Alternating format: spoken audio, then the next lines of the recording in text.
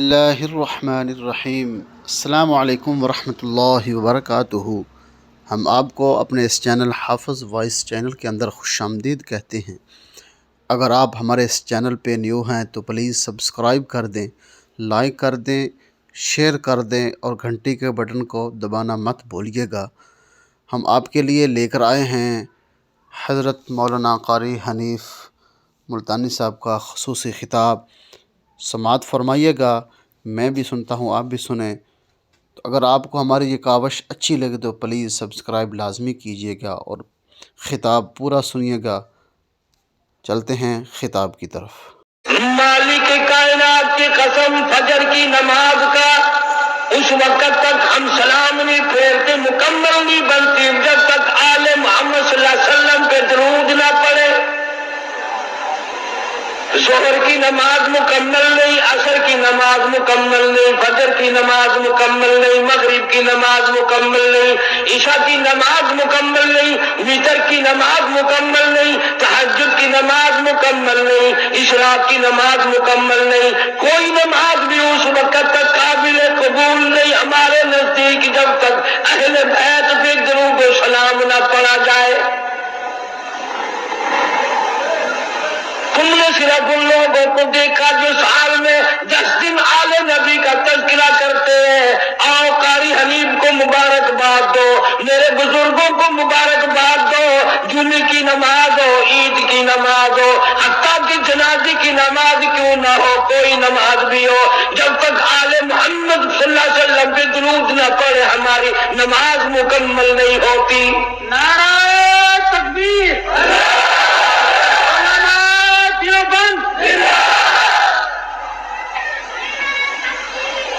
جناب امام حسین رضی اللہ تعالیٰ اتنا مرتبہ والا، اتنا مقدرہ والا جوان ہے، اتنا خوشبخت جوان ہے، اللہ تبارک و تعالیٰ نے اتنا مرتبہ دیا۔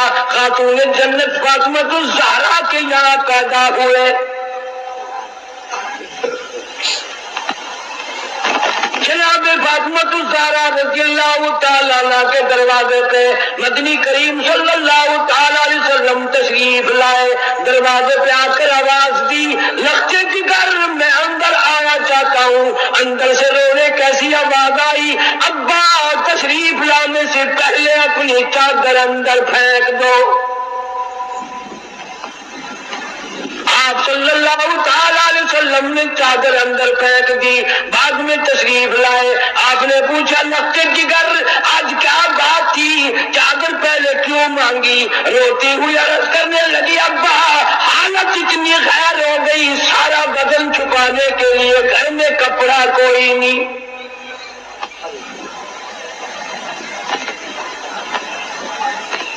جناب فاطمہ الزہرا رضی اللہ تعالیٰ عنہا نے کھڑی ہو کر نماز کی نیت باندھی، دھڑام سے گر پڑتی ہے، پھر کھڑی ہو کر کے نیت باندھتی ہے، پھر گر پڑتی ہے، پھر کھڑی ہو کر نیت باندھتی ہے۔ سرکار مدینہ صدقہ دو صلی اللہ علیہ وسلم دیکھ رہے ہیں۔ آپ نے فرمایا لختے جگر کیا بات ہے؟ عرض کیا میرے ابا آج تیری لختے جگر کا 5 دن کا فاقہ ہے۔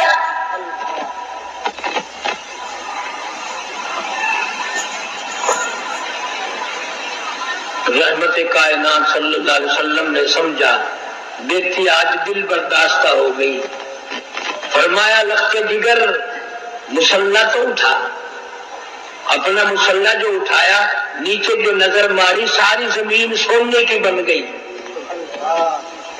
ساری زمین سونے کی بن گئی۔ ابا نے فرما دیا بیٹا بیٹی جتنا چاہو اٹھا لو، جتنا چاہو لے لو، گٹڑی باندھ لو، گھر بار بھر لو، الماریاں بھر لو، بکسے بھر لو، جتنا دل کرے سونا اٹھا لو، لیکن یاد رکھنا قیامت کا دن ذرہ ذرے کا حساب دینا پڑے گا۔ علماء کرام نے لکھا ہے اتنی بات سن کر لختے جگر فاطمہ الزہرا رضی اللہ تعالیٰ عنہ نے سونے کے ٹکڑے پر تھوک دیا، مصلی بچھا لیا، فرمایا کرنے لگی میرے ابا میں قیامت کے دن سے حساب و کتاب سے اتنی گھبراتی ہوں، مجھے فاقہ پسند ہے، مجھے سننا نہیں چاہیے۔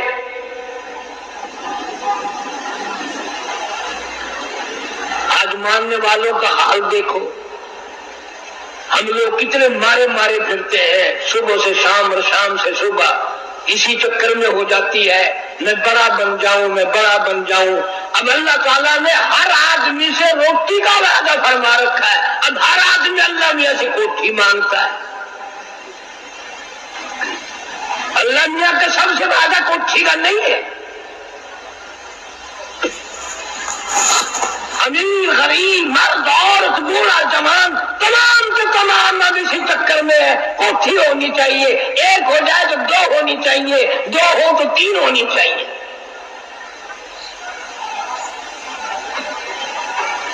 مکہ مکرمہ میں جناب عثمان رضی اللہ تعالیٰ عنہ کو پتہ چلا آج سرکار مدینہ صلی اللہ علیہ وسلم کا 5 دن کا فاقہ ہے۔ جناب عثمان رضی اللہ تعالیٰ عنہ کھانا پکوا کر کے بھی لے گئے، راشن بھی لے گئے، اور وہاں جا کر بڑی عجیب بات فرمائی، عرض کیا میرے آقا آپ نے 5 دن کا فاقہ کیوں کہا ہے جبکہ آپ کو معلوم ہے میری جان تیری ہے، میرا مال تیرا ہے، کون آج یہ کہے؟ اللہ پاک مدینہ منورہ کی سب کو زیارت نصیب فرمائے۔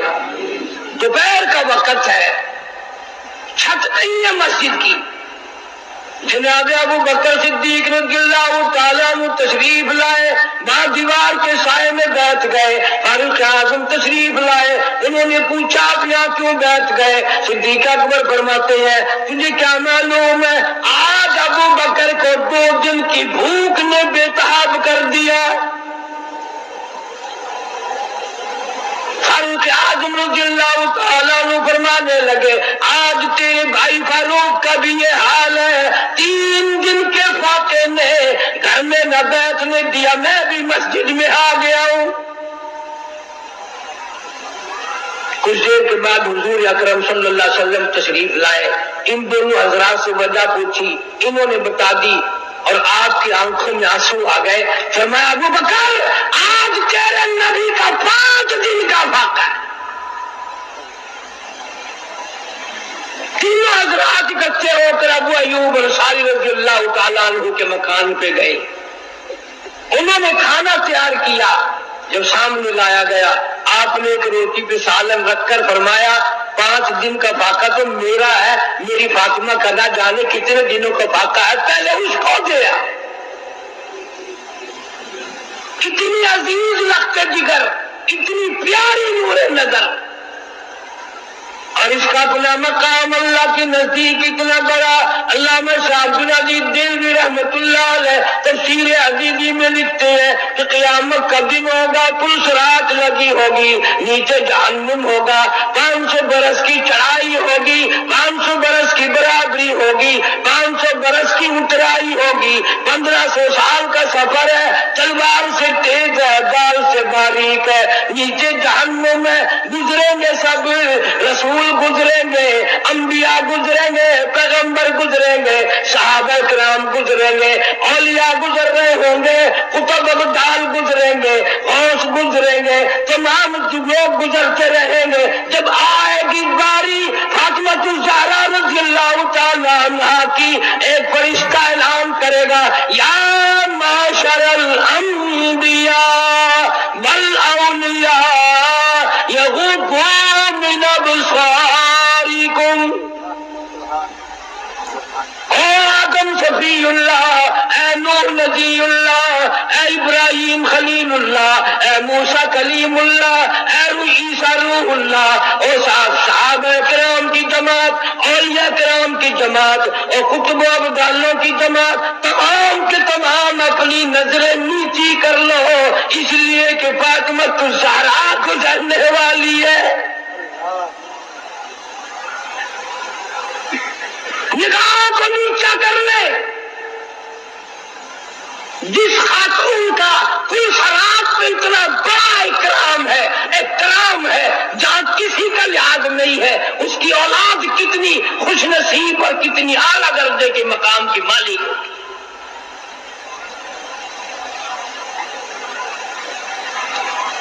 3 کام ایک وقت میں فرماتی تھی، جھولا بھی جھلاتی تھی، چکی بھی پیستی تھی اور قرآن کی تلاوت بھی کرتی تھی۔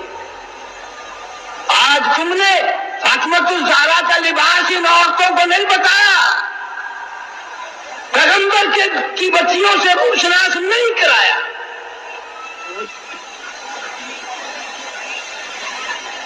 ہر گھر میں VCR چلا چلا کر بدماش بنا دیا تم نے اپنی معصوم بچیوں کو، ان کا دماغ خراب کر دیا۔ اور منہ پہ ہاتھ پھیر کے دیکھ، بے عزت، تیرے پلے کچھ بھی نہیں رہا، بغیرتی کی زندگی رہ گئی۔ جناب فاطمہ الزہرا رضی اللہ تعالیٰ عنہ کا آخری وقت آیا، شیر خدا علی مرتضی رضی اللہ تعالیٰ عنہ کو بلوایا، فرمایا میری ایک آخری وصیت ہے، اور وہ یہ کہ اگر میرا دن میں انتقال ہو جائے جنازہ پھر بھی رات کو اٹھانا۔ کیوں؟ اس لیے کہ زندگی میں کسی غیر محرم کی نظر مجھ پہ نہیں پڑی، میرا جی چاہتا ہے جنازے پہ بھی کسی کی نظر نہ پڑنے پائے، میرے جنازے پہ بھی کسی کی نظر نہ پڑے۔ اور اس خاندان کے غلاموں کا یہ حال ہے، نبی کے ماننے والوں کا یہ حال ہے، شادی ہو وہ فوٹو اخباروں میں، دولہے کا بھی دلہن کا بھی، اور کوئی معاملہ ہو فوٹو ہی فوٹو اخبار میں، یعنی جب تک تیری دھی کا 1 لاکھ آدمی دیدار نہ کر لے باپ کی تسکین نہیں ہوتی۔ کیا عجیب قوم بن گئی۔ جناب حسین رضی اللہ تعالیٰ عنہ تشریف لائے، پیدا ہوئے، مدنی کریم صلی اللہ تعالیٰ علیہ وسلم نے رحمت والے ہاتھوں سے گھٹی پلائی، اپنے منہ مبارک کا لعاب دیا، نام بھی آپ نے رکھا۔ سارا دن گود میں کھلایا کرتے تھے، تمہارے بچے موٹر کار ہوائی جہاز میں کھیلیں گے، دادی کی گود میں کھیلیں گے، نانی کی گود میں کھیلیں گے، خالہ کی گود میں کھیلیں گے۔ حسین وہ جوان ہے جو محمد عربی صلی اللہ علیہ وسلم کی گود میں کھیلا کرتا تھا۔ پانی پلانا، کھانا کھلانا، کلمے سکھانا، قرآن پڑھانا نانا کی طرف سے ہے، تربیت کی ہے، تعلیم دی ہے، ہر قسم کی تعلیم دی۔ ایک دن پاؤں چلتے تھے، خاصے تھے مدینہ منورہ میں، اللہ سب کو زیارت نصیب فرمائے۔ صحابہ صفہ کی ایک جماعت تھی طالب علموں کی، جن کے لیے صدقے کی کھجوریں وہاں لوگ دیا کرتے تھے۔ اس زمانے میں گودام تھوڑی بنے ہوئے تھے، یہ بوریاں بھر کے تھوڑی، ایک کونے میں پڑی تھی وہ کھجوریں۔ نانا کی انگلی ہے، وہ انگلی دیکھ کس کی ہے؟ یہ وہ انگلی ہے، چاند کو اشارہ کر دیا تو کلیجہ پھٹ گیا۔ یہ وہ انگلی ہے، یتیم کے سر پہ پھیر دی، بادشاہ بنا دیا۔ یہ وہ انگلی ہے، ایک پانی کے پیالے میں رکھ دی، اتنا بڑا چشمہ جاری ہوا، کئی ہزار صحابہ کرام نے انگلیوں سے نکلا ہوا پانی پی لیا۔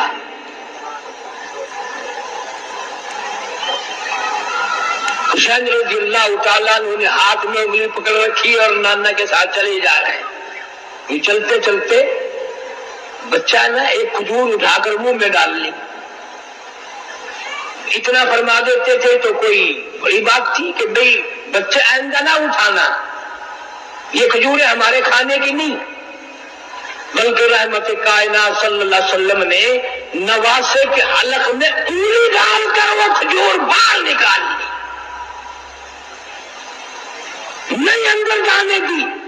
فرمایا بیٹا سید کے لیے صدقے کا مال حرام ہے، تم میری آل ہو، صدقہ تو اور لوگوں کے لیے۔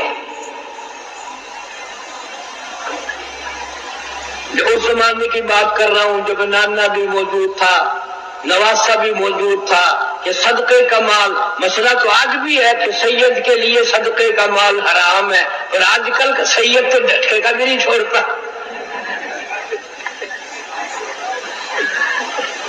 صدقے کا تو الگ رہا ملنا چاہیے. جتنے بڑے بڑے چھوٹے چھوٹے افسر سید ہیں ان سب نے تھوک رکھا ہے رشوت پہ.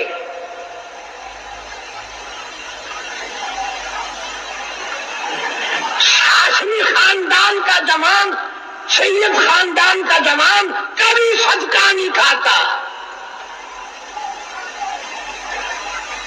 اور یہی وجہ ہے کہ آج کل ذرا شکلیں تو دیکھو، اگر کوئی یوں آواز لگائے نا شاہ صاحب، یہ پیٹ پھیر کے مڑ کے دیکھو نا توے کا پٹھا بس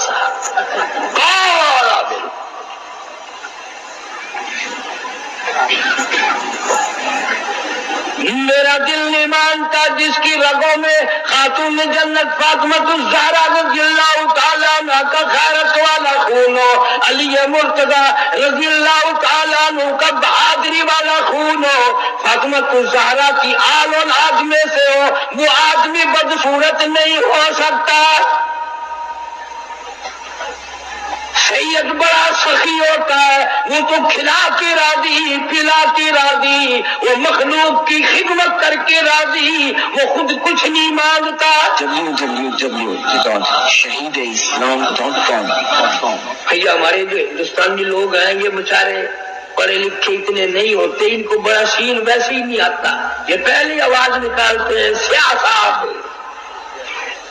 شاہ جی. جناب حسین رضی اللہ تعالی بہت بڑا اپنے نانا کے دین کا علم بردار ہے، صحابہ کرام کی نظروں میں بڑا پیارا.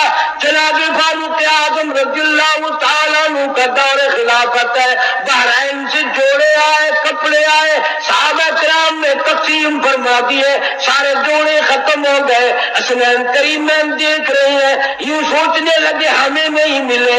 فاروق اعظم فرماتے میرے بھتیجوں برا نہ ماننا، ان جوڑوں میں سے میں نے تمہیں جان کے نہیں دیے، ان جوڑوں میں تمہاری شکلوں کے شایا نشان جوڑے کوئی نہیں. میں نے بحرین کے گورنر کو لکھ دیا ہے اعلیٰ درجے کے جوڑے منگوا کر پہناؤں گا.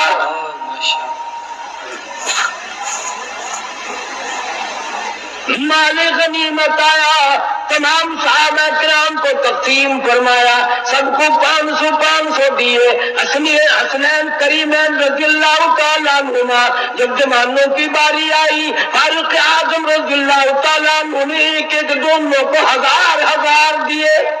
کر دیا کہ ہم بدر میں بھی لڑے، احد میں بھی لڑے، ہم مجاہد بھی ہیں، کام کرتے ہیں.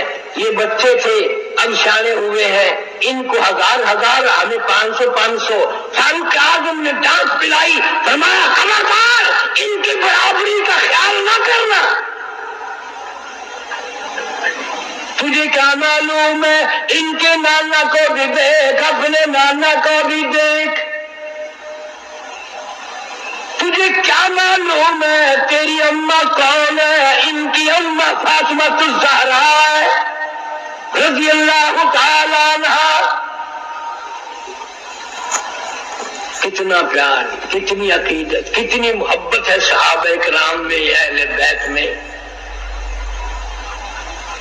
ایک وقت آیا یہودیوں نے سازش کی، نفاق ڈالا، مدینہ پاک میں آلودگی پھیلائی، صحابہ کرام میں جنگ و جدال کرایا. جناب حسین رضی اللہ تعالیٰ عنہ مدینہ پاک میں کوفے سے بڑے بے انتہا خط آئے، آپ لوگ یہاں تشریف لے آئے. یہ حضرات دونوں مکے میں آئے، عبداللہ بن زبیر رضی اللہ تعالیٰ عنہ بھی ان کے ہمراہ ہیں.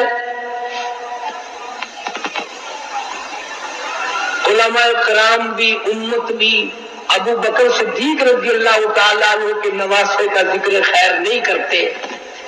الحمدللہ اس فقیر نے عبداللہ بن زبیر کے نام پر مستقل کیسٹ دی ہے، مارکیٹ میں ملتی ہے.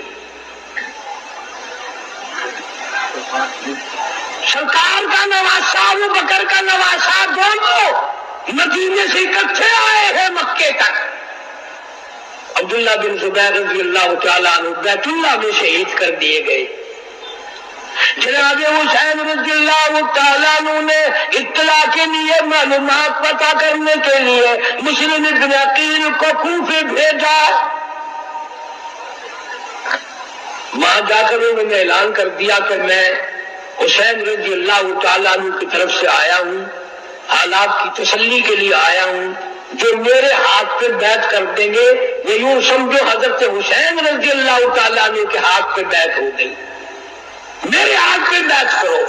دھڑا دھڑ اتنا لوگوں نے بیعت کیا، اتنا لوگوں نے لبیک کہا، اتنا لوگوں نے خوش آمدید کہا، 40,000 آدمی مولانا آزاد مرحوم لکھتے ہیں بیعت کر چکا۔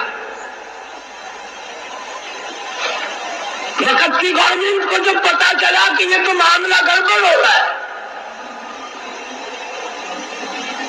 ابن سیاد کی حکومت نے دولت کا منہ کھول دیا۔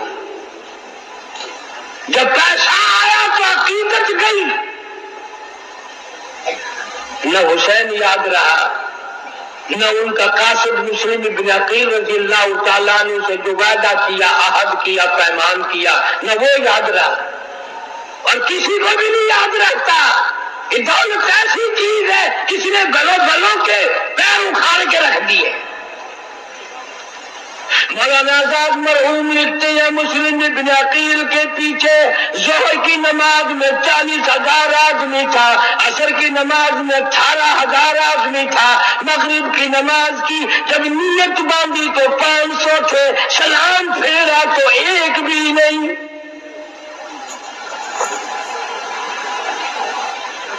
سارے دولت کے پیچھے چلے گئے۔ یہ نسل ایسا ہے۔ جناب مسلم بن عقیل رضی اللہ تعالیٰ عنہ کوفہ شہر میں اکیلے یوں گلی میں سے پھر کر تھک گئے، ایک دروازے کی ڈوری پہ بیٹھ گئے۔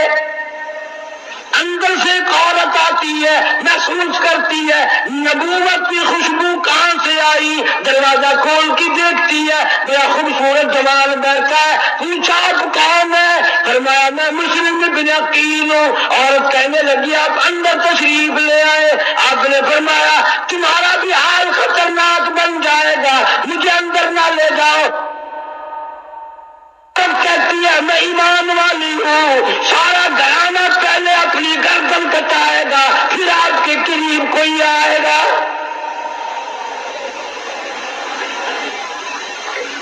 ادھر اعلان کر دیا گیا جو پکڑوائے گا اس کو اتنے روپے ملیں گے، جو پکڑ کے لا کے دے گا اس کو اتنا انعام ملے گا۔ اس انعام نے تو سارا گلا غرق کیا ہے۔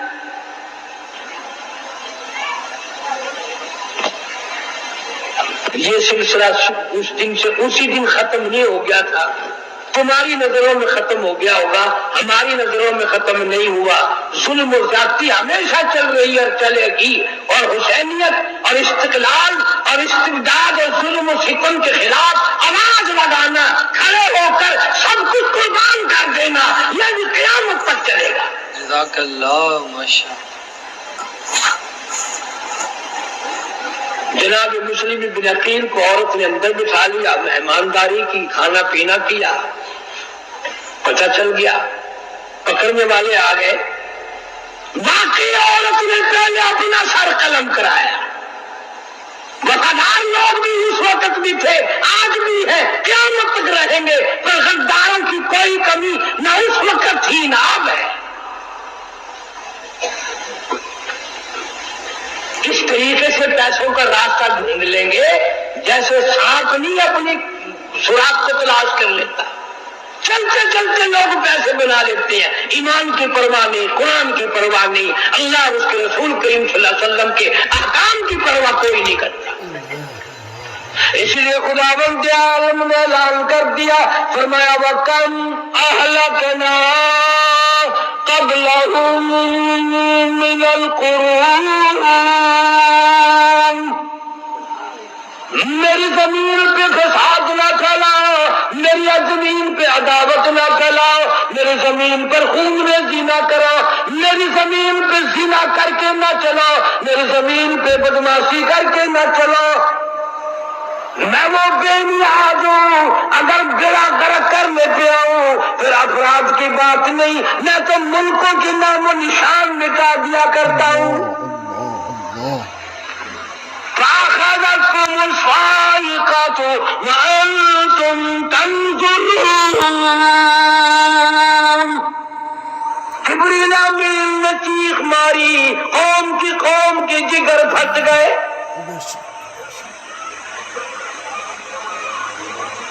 جناب حسین رضی اللہ تعالی عنہ کو مسلم ابن عقیل پہلے خط لکھ چکے کہ آ جاؤ، معاملہ بالکل تیار ہے، سارا ملک آپ کے لیے استقبال کے لیے تیار ہے، عقیدت مند ہے سارا۔ اور بعد میں یہ حال بنا، مسلم بن عقیل کو گرفتار کرنے لگے۔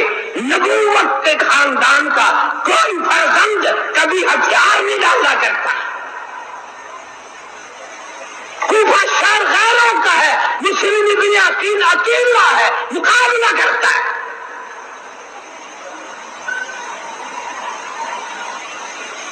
تیروں سے چھلنی کر دیا گیا، دیوار کا سہارا لے کر کھڑے ہو گئے، بیٹھ گئے۔ ایک ظالم نے تلوار ماری، دونوں لب کٹ گئے۔ جھوٹ بول کر اوپر بلا لیا، گرفتار کرتے ہیں لیکن سر قلم کر کے بازار میں پھینک دیا۔ جھوٹ بولنا حسینیت کا مزاج نہیں، نبوت کا مزاج نہیں، اہل بیت کا مزاج نہیں۔ جھوٹ بولنا ظلم و زیادتی والوں کا کام ہے، باطل طاقتوں کا کام ہے، کفر کا کام ہے۔ نبی کے خاندان اور نبی کے غلاموں کا جھوٹ بولنا کوئی طریقہ نہیں۔ آج آپ اتنے حاجی نمازی آئے بیٹھے ہو، اللہ سب کو اپنی مہربانی سے نوازے، آمین کہو۔ اگر میں یوں پوچھ لوں، کسی کوئی آدمی کھڑا ہو کر قسم کھا کر یہ اعلان کرے کہ میں نے ساری زندگی میں جھوٹ نہیں بولا، میرے خیال میں تو ایک بھی کھڑا نہیں ہو سکتا میرے سمیت۔ ساری عمر کی گواہی کون قسم دے میں نے جھوٹ نہیں بولا؟ البتہ یہ قسم تو آپ میں سے ہر شخص دے سکتا ہے کہ میں نے ساری زندگی میں سچ کبھی نہیں بولا، ساری عمر میں سچ کبھی بولنا ہی نہیں، مرتے وقت بھی جھوٹ منہ سے نکل رہا ہے، کفریہ کلمات منہ سے نکل رہے ہیں۔ اور یہ تو ہمارے تیرے لیے ایک انوکھا مزاج ہے کہ یار شہید ہو گئے، شہید ہو گئے، اچھا شہید ہو گئے۔ یہ تو سارے صحابہ کرام اور اہل بیت متمنی تھے، آرزویں تھی سب کی کہ شہادت کی موت عطا فرما۔ جناب مدنی کریم صلی اللہ تعالی علیہ وسلم کا ارشاد بخاری شریف میں موجود ہے، خود دعا مانگتے الہی مجھے طاقت دے، میری تمنا ہے، میری آرزو ہے، میری حسرت ہے، مجھے کہ میں تیرے نام پہ 100 مرتبہ قتل کر دیا جاؤں، 100 مرتبہ زندہ کیا جاؤں، میں تیرے نام پہ مڑ مڑ کے سر کٹاتا رہوں۔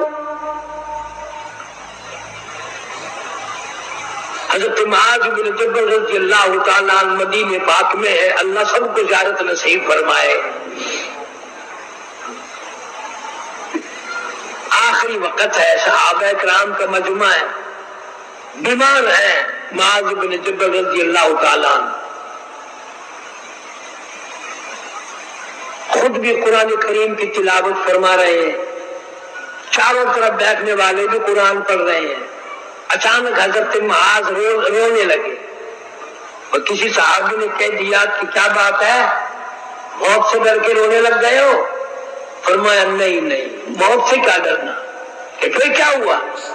فرمانے لگے میرے دل کی تمنا میرے دل میں رہی، میری آرزو پوری نہ ہوئی، میری حسرت نہ نکل سکی، میرا شوق پورا نہ ہوا، میرا ذوق پورا نہ ہوا، میری تمنا تھی رمضان کا مہینہ ہوتا گرمی کا موسم ہوتا، جہاد فی سبیل اللہ ہوتا، کفر سے مقابلہ ہوتا، میں کئی کافروں کو قتل کر دیتا، پھر وہ مجھ پر ٹوٹ پڑتے، پھر وہ میری ٹکڑا ٹکڑا اڑا دیتے، میری بوٹی بوٹی بنا دیتے، میں اپنے رب کی حضور میں جاتا، اللہ مجھ سے پوچھتا معاذ دنیا سے کیا لائے، میں عرض کرتا الہی میں تو روزہ رکھ کر آیا ہوں اور نیت یہ ہے تیرے محبوب کے حوض کوثر کے پانی سے روزہ افطار کروں گا۔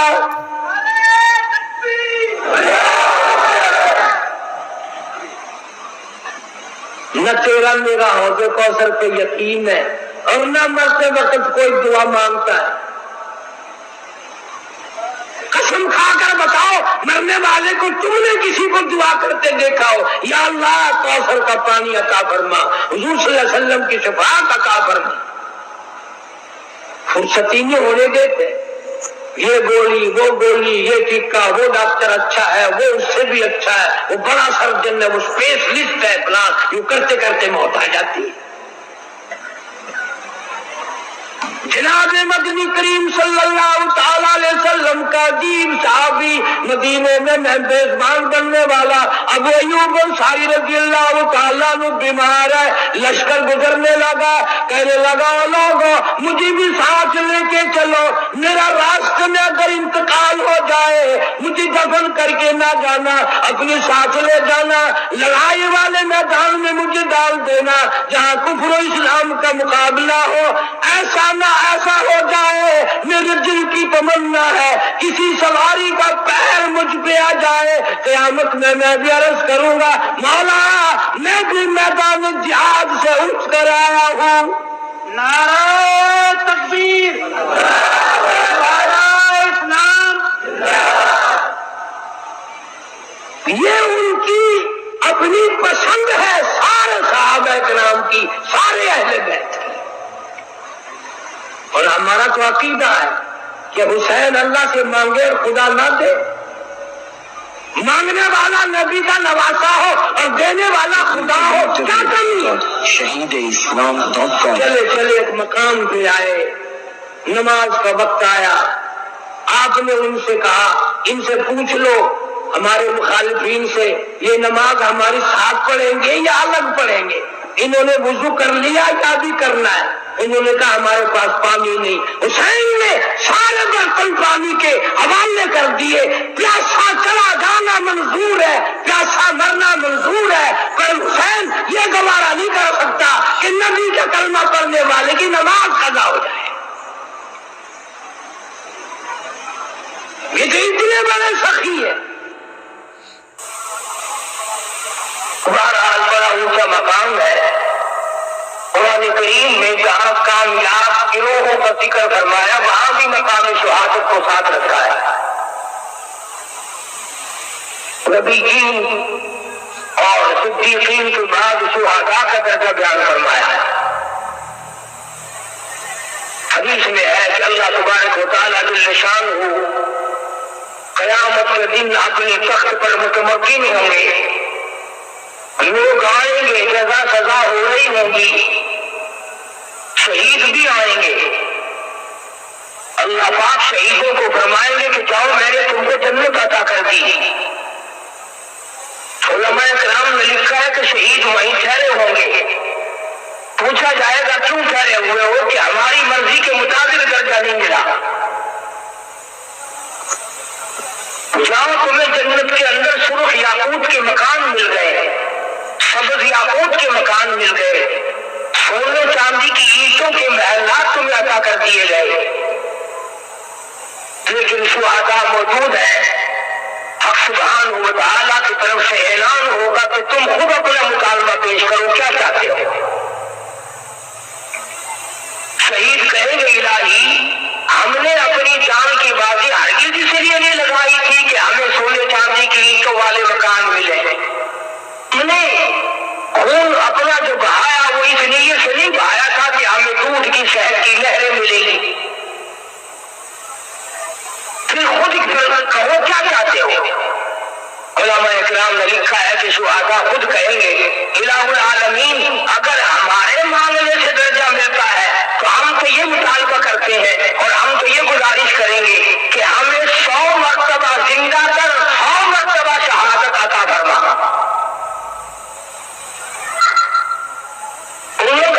کیا وجہ ہے؟ شہداء کرام عرض کرتے الہ العالمین تیری راہ میں سر کٹانے میں جو لطف آیا، جو کیف ملا، جو سرور ملا، جو مزہ ملا، جو حلاوت آئی، جو لذت آئی، وہ جنت میں کہاں؟ حوروں کی مانگ میں وہ لطف کہاں، وہ لذت کہاں؟ جنت کی آسائشوں میں وہ آرام کہاں، وہ لطف کہاں، وہ لذت کہاں؟ جب تیری نام پہ سر کٹایا، خون بہایا، آخری وقت تھا، جو اس وقت مزہ آیا وہ جنت میں کہاں مل سکتا ہے؟ او پروردگار عالم، ہماری تمنا ہے، ہماری آرزو ہے، ہماری حسرت ہے، ہم تو یہ چاہتے ہیں 100 مرتبہ زندہ کرے، 100 مرتبہ شہادت عطا فرما۔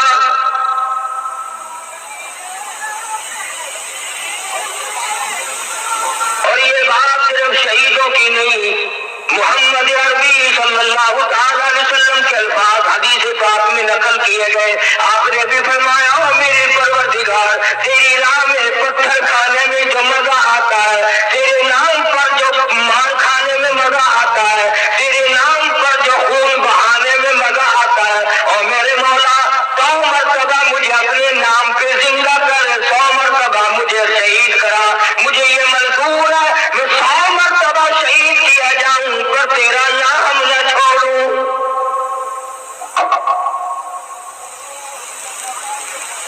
اسی لیے اللہ پاک جل شانہ نے فرما دیا او لوگوں وَلَا تَقُولُوا لِمَن يُقْتَلُ فِي سَبِيلِ اللَّهِ أَمْوَاتٌ۔ اور مولویوں، مفسروں، شیخ الحدیثوں، پیروں، فقیروں، بادشاہوں، تاجروں، تمام کے تمام قرآن کریم کا اعلان سن لو، جو میری نام پہ مارا گیا، جو عورت کے پیچھے مارا گیا تباہ ہو گیا، جو جائیداد کے پیچھے مارا گیا تباہ ہو گیا، جو پیسے کے پیچھے مارا گیا تباہ ہو گیا، جو چوری کرتا ہوا مارا گیا تو جان میں خسارہ پا گیا، جو عورت کے پیچھے بدکاری کی وجہ سے مارا گیا تو جان میں برباد ہو گیا، جو اقتدار کی وجہ سے مارا گیا برباد ہو گیا، جو دولت کے پیچھے مارا گیا، مکان دکان کے پیچھے مارا گیا برباد ہو گیا، اور لوگوں جو میرے نام پہ مارا گیا تو جان میں کامیاب ہو گیا۔ اور ایسا کامیاب ہوا کہ اس کی اتنی عظمت بن گئی، اتنا اکرام بن گیا۔ اللہ فرماتے ہیں جس طریقے سے بھی کوئی مرے آخر مردہ کہو گے، بخار سے مرے، نمونیے سے مرے، ہیضے سے مرے، کبض سے مرے، کسی حال میں بھی مرے آخر مردہ ہے، لیکن فرمایا لوگوں تو میرے نام پہ مرا ہے، تمہیں اجازت نہیں کہ تم اسے مردہ کہو۔ یہ اتنی شان پا گیا، اتنا اکرام پا گیا، اتنی عظمت پا گیا کہ اب تم اس کو مردہ نہیں کہہ سکتے۔ خدا کہتا وہ زندہ ہے، ایسا زندہ ہے کہ موت نہیں آئے گی، ولیکن لا تشعرون، تم ان کی زندگی کو نہیں سمجھ سکتے۔ الہ العالمین جب قبر میں دفن کیا، کفن پہنایا، نماز جنازہ ہم نے ہوتی دیکھی، ہم نے سب کچھ ہوتے دیکھا، پھر مردہ کیوں نہ کہے؟ فرمایا وَلَا تَحْسَبَنَّ الَّذِينَ قُتِلُوا فِي سَبِيلِ اللَّهِ أَمْوَاتًا۔ چلو ہم زبان سے نہیں کہیں گے، دل سے تو آخر ہم ان کو مردہ جانیں گے، وہ ہے بھی مردہ۔ قرآن کہتا نہیں، تمہیں دل سے سوچنے کی بھی یہ اجازت نہیں کہ وہ مردہ ہے۔ بل احیاء عند ربهم يرزقون، وہ ایسے زندہ ہے، خدا کہتا ہے ٹھیک ہے، بیوی کی پکائی ہوئی نہیں کھاتے، بیٹی کی پکائی ہوئی نہیں کھاتے، بہن کی پکائی ہوئی نہیں کھاتے، رشتے داروں کی پکائی ہوئی نہیں کھاتے، ہوٹل کا کھانا نہیں کھاتے، کسی اور لنچ کی جگہ کا کھانا نہیں کھاتے، فرمایا عند ربهم يرزقون، وہ کھاتے ہیں، میں خدا ان کو کھلاتا ہوں۔ اور سوال کرو، الہ العالمین کھانا تو قید میں بھی ملتا ہے،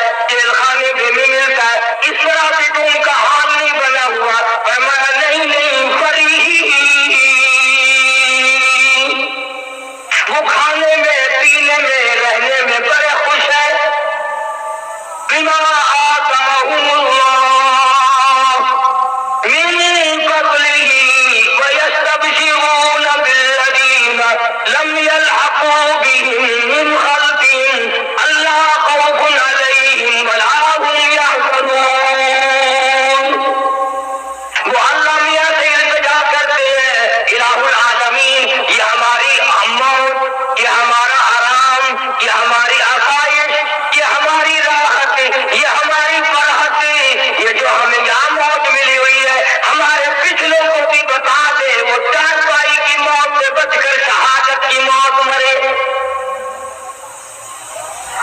انہیں بتا، انہیں اطلاع کر ہماری موت کی. ہم بڑے سکون سے ہیں، ہم بڑے راحت سے ہیں. چنانچہ یہی وجہ ہے کہ محمد عربی صلی اللہ علیہ وسلم کے صحابہ کرام خوشی خوشی جبرن نہیں جان دینے کے لیے دعائیں مانگا کرتے تھے. مدینے پاک میں ایک جنگ کا اعلان ہوا، اللہ پاک سب گزارت نصیب فرمائے.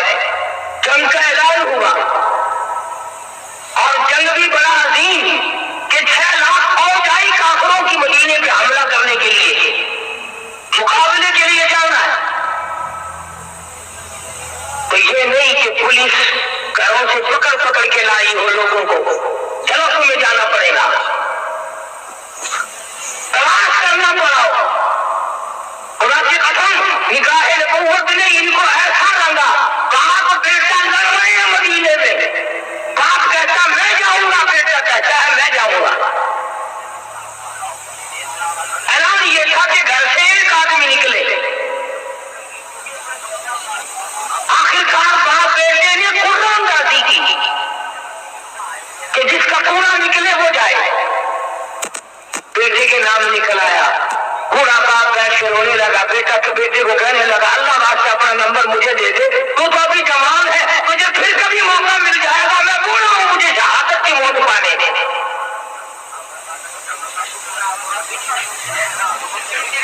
اس قدر جان فشانی سے اور قربانی سے صحابہ کرام نے اس دین کی کھیتی کو اپنے لہو سے سینچا ہے. مدینے پاک میں ایک معذور صحابی رہتا ہے جس کے پیر نہیں ہے، ہاتھوں کے بل چلتا ہے. عمرو بن جموح رضی اللہ تعالیٰ عنہ. دونوں پیر نہیں ہے سرے سے اور ہاتھوں کے بل زمین پہ چلتا ہے.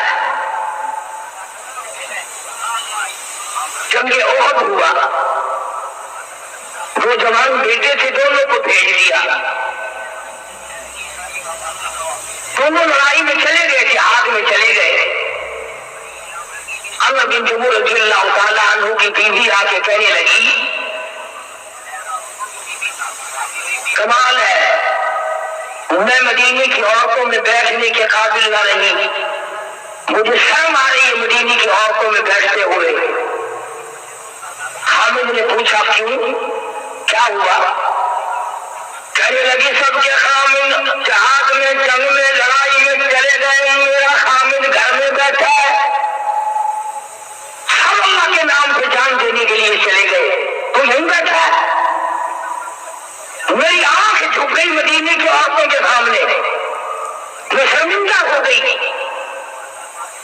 عمرو بن جموح رضی اللہ تعالیٰ عنہ معذور صحابی کہنے لگا اللہ والی تیری آنکھیں تو ہیں، دیکھ تو صحیح، حملہ کرنے کے قابل نہیں، حملہ روکنے کے قابل نہیں، ہتھیار چلانے کے قابل نہیں، معذور ہوں، پیر نہیں ہے.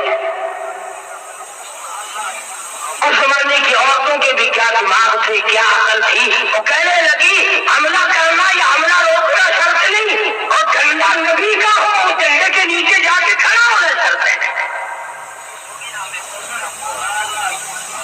ہم نے ٹھیکہ اٹھایا کامیابی حاصل کرنے کا کہ کافروں کو قتل کرنے کا، ہم نے کوئی ٹھیکہ لیا ہے. جزاک اللہ. عمرو بن جموح رضی اللہ تعالیٰ عنہ صحابی نے کہا اللہ والی اپنے 2 بیٹے تو گئے ہوئے ہیں، تو یہ تو نہیں کہ ہمارا گھر محروم ہو. عورت ساتھ ہو کر کہنے لگی خدا کی قسم جب میرے بیٹے جنت میں جائیں گے ہرگز نہیں کہیں گے ہماری جگہ ہمارے باپ کو بھیج دیں گے.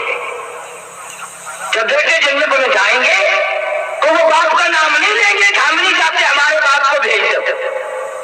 ان کا اپنا کردار ہے، تو یہاں کیوں بیٹھا ہے؟ وہ کہنے لگا میری عقل نہیں کام کرتی، میں وہاں جا کے کروں گا کیا؟ انہیں کرنے ورنے کی شرط نہیں، کیا اللہ کا نام لے کے نکل جاؤ اللہ کے نام پر. بس خیرت کھائی ہے. عمرو بن جموح رضی اللہ تعالیٰ عنہ کو دل پہ صدمہ لگا، عورت کا میلہ لگ گیا. یہ سارے کام میرے مار کے تو کراتی ہیں. ताना दे दिया, जवान बना फिरता है, चना बना फिरता है, मर्द बना फिरता है, मेरा मारा से काम होया।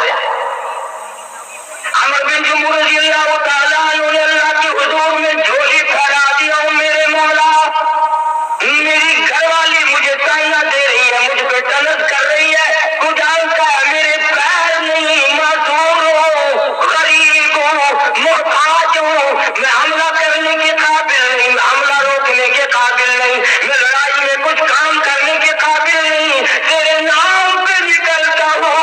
और मौला तेरा खजाना बड़ा वसी है, जहाँ बड़े बड़े बहादुरों को कबूल करेगा, जहाँ बड़े बड़े जुर्रत वालों को कबूल करेगा, जहाँ बड़े बड़े सुजान लोगों को कबूल करेगा, जहाँ बड़े बड़े जवानों की जान का नजराना कबूल करेगा। मौला वहाँ मजाक में लगे रहे। अमर बिन जमूर रज़ियल्लाहु ताला अन्हु ने आगे बढ़कर अल्लाह का नाम लेकर नीचे बैठे बैठे 7 काफिरों की टांगें काट दी। 7 काफिरों की टांगें काट दी अमर बिन जमूर रज़ियल्लाहु ताला अन्हु ने। और जब रगड़ा लगा ना काफिरों को कहने लगा है तुमको इसको लंगड़ा कहते थे, इसने दवाई फेर दी। एक आदमी मोहताज होकर 7 का सिक्का नाश कर दिया इसने तो। सारे काफिर आगे बढ़े और एक बहुत बड़ा मजमा अमर बिन जमूर रज़ियल्लाहु ताला अन्हु के टूट पड़ा, 3 टुकड़े कर दिए। अमर बिन जमूर रज़ियल्लाहु ताला अन्हु के 3 टुकड़े कर दिए गए।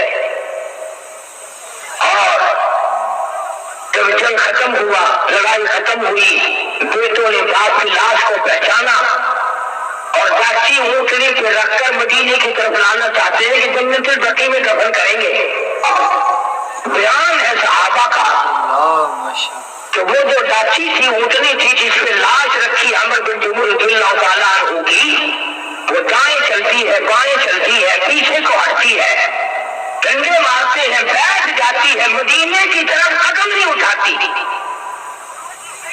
मदीने बाप की तरफ नहीं चलती।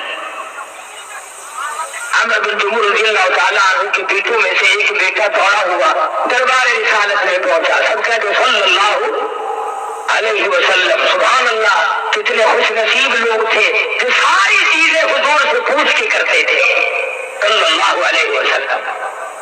खुदा की कसम, ऐसी गुलामी की सहाबा ने, ऐसी ताबेदारी की, अपने बच्चों के नाम भी खुद नहीं रखे, अपने बच्चों के नाम भी सहाबा किराम ने हुजूर से पूछ पूछ कर रखे। कोई काम नहीं करते थे जब तक अपने आका हज़रत मोहम्मद रसूलुल्लाह सल्लल्लाहु अलैहि वसल्लम से पूछ न लेते थे।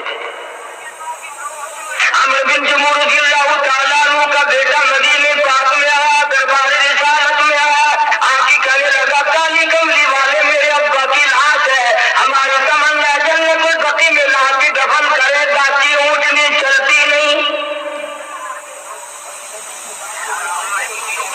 अब नबी की बात तो निराली होती है ना।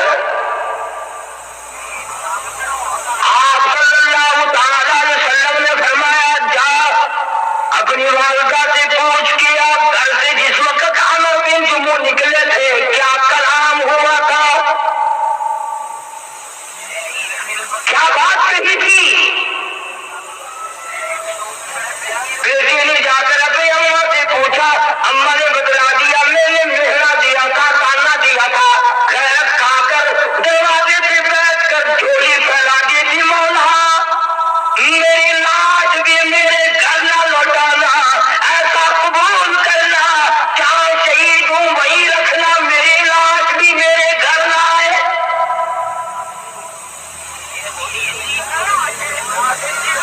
बेटे ने जाकर हुजूर करीम सल्लल्लाहु अलैहि वसल्लम को बताया कि जी ये दुआ मांगी थी, फरमाया अल्लाह ने कबूल कर ली, तुम भी अगर लेके चलोगे फिर भी नहीं चल सकोगे, वही दफन करो।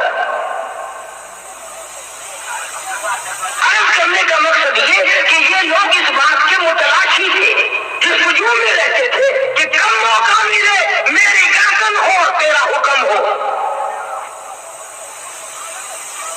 हम तो खुदा के हुक्म के सामने मामूली मर्जी भी छोड़ने को तैयार नहीं। शैतान कहता है कि नमाज पढ़ के क्या मिलेगा, खुदा कहता है नमाज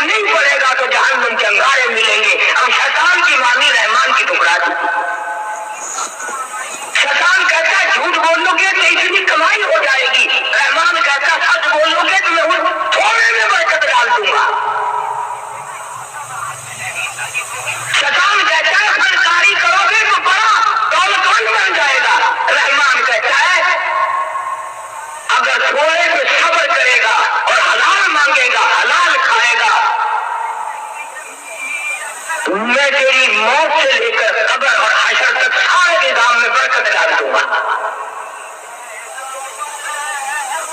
چنانچہ یہ ایسے لوگ تھے، سیدنا حنظلہ رضی اللہ تعالی عنہ صحابی ہے،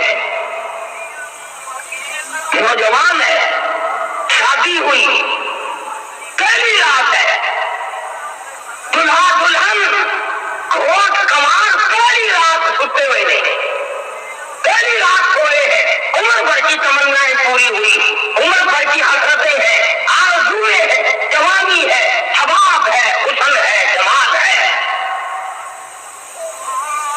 میاں بیوی ایک جگہ سوئے ہوئے ہیں۔ ادھر سے مسجد نبوی پہ کسی نے کھڑے ہو کر اعلان کر دیا، انفروا فی سبیل اللہ،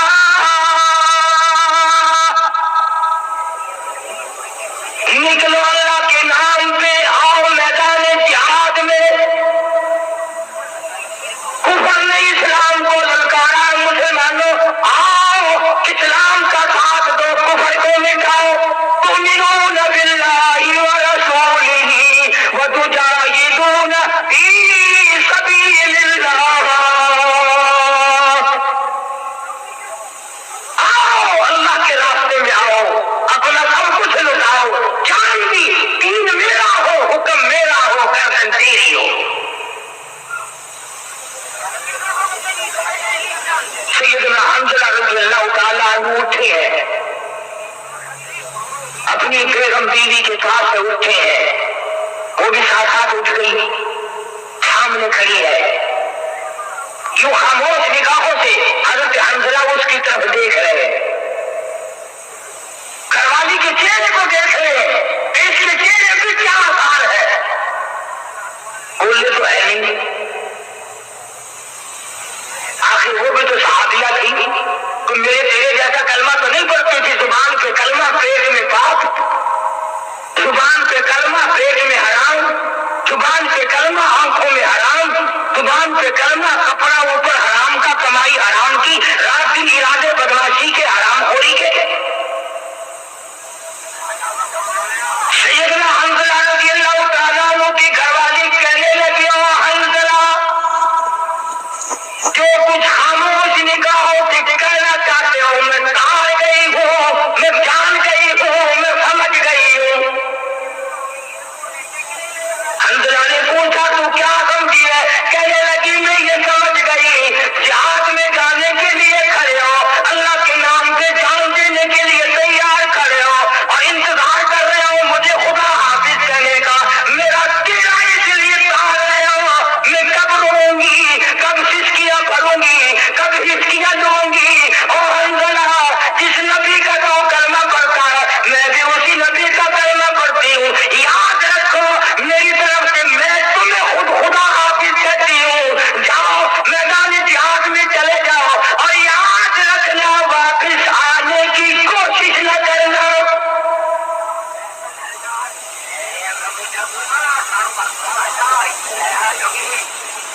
کیا بات ہے حنظلہ کی بیوی، تمہارا آپس میں پیار نہیں؟ میرا نہیں بڑا ہے، تمہاری محبت نہیں ہوئی میاں بیوی کی؟ میں نے کہا بہت ہے۔ تمہارا مزاج نہیں ملا کہ کیوں نہیں ملا؟ پھر کیا بات ہے، کیوں کہتی ہو واپس نہ آنا؟ اللہ کے نام پہ جان دینے کے لیے چلے ہو، واپس نہ آنا کیوں کہتی ہو؟ اپنے خامن کے شہید ہونے کی دعا کر رہی ہو؟ میں نے کہا کس لیے؟ کہنے لگے میرا ارادہ یہ ہے، میری تمنا ہے، میری آرزو ہے، میری حسرت ہے، میری عمر بھر کی یہ جستجو ہے کہ میرا خامن اللہ کی راہ میں شہید ہو اور قیامت کے دن جب میری پیشی ہو اللہ پاک مجھ سے پوچھے گا اور حنظلہ کی بیوہ وہ دنیا سے کیا لائی؟ میں عرض کروں گی لائی اور میرے پلے کچھ نہیں، اتنی سی بات ہے دنیا میں لوگ مجھے ایک رات کے شہید کی بیوہ کہہ کر بلایا کرتے تھے، ایک رات کے شہید کی بیوہ کہہ کے مجھے بلاتے تھے۔ میں اللہ کے سامنے اپنے یہ عذر پیش کروں۔ چنانچہ سیدنا حنظلہ رضی اللہ تعالی عنہ، کچھ عورت نے بات کی، کچھ اپنا جذبہ تھا، قرآن کی ایک آیت کا ایک کلمہ سن کر حضرت حنظلہ کو نہ پہلی رات یاد رہی، نہ دلہن یاد رہی، نہ بیگم یاد رہی، نہ دنیا کی زندگی آسائش اور آرام یاد رہا، بلکہ جو غسل جنابت کرنا تھا وہ بھی بھول گئے، جو غسل واجب تھا وہ بھی کرنا بھول گئے، تلوار لی اور میدان میں پہنچ گئے، تلوار لی اور میدان میں پہنچ گئے، اور وہاں جا کر کافروں کے مجمع پہ حملہ کر دیا، اور حملہ کرنے کے بعد کافروں نے حضرت حنظلہ کو شہید کر دیا رضی اللہ تعالیٰ عنہ۔ جہاد کے بعد، جنگ کے بعد جب لاشوں کو جمع کیا گیا تو حضرت حنظلہ کی لاش نہیں ملتی، حضرت حنظلہ رضی اللہ تعالیٰ عنہ کی لاش نہیں ملتی، صحابہ پریشان ہے، خود نبی کریم صلی اللہ علیہ وسلم بھی پریشان ہے کہ میرے حنظلہ کی لاش کیوں نہیں ملتی۔ لیڈروں کی نیت کچھ بھی ہو، میں سچی بات نہیں کرتا، مجھے کیا ضرورت پڑی گی، فلانا ایماندار تھا، فلانا بے ایمان تھا، فلانا اخلاص کے ساتھ تھا، وہ جیسے ہوں گے ان کا اللہ تعالیٰ جانتا ہے وہی ان کے ساتھ سلوک ہو جائے گا۔ بہرحال عوام نے قربانی دی تھی۔ ہماری برادری کے ایک نوجوان عالم تھے مولانا ممتاز شہید رحمۃ اللہ علیہ، علی پور شہر ضلع مظفر کی تحصیل ہے، حدیث پاک پڑھاتے تھے وہاں، بس وہ تحریک کا وقت تھا، یہاں ماتھے میں 2 گولی لگی، شہید ہو گئے، جنازہ پڑھ کر دفن کر دیا گیا۔ 1 سال کے بعد بارش ہوئی اور قبرستان میں پانی گھس گیا، مولانا کی قبر بھی گر گئی، ڈھہ گئی، اسے درست کرنے کے لیے جب قبر کو دیکھا گیا اور قبر سے باہر نکالا، ایک نہیں سینکڑوں آدمی گواہ ہے، پیٹ تو کیا پتا، کھال تو کیا کرتی، چہرے کی رونق میں بھی فرق نہ ہے۔ دیکھنے والے بتاتے ہیں کہ یوں معلوم ہوتا تھا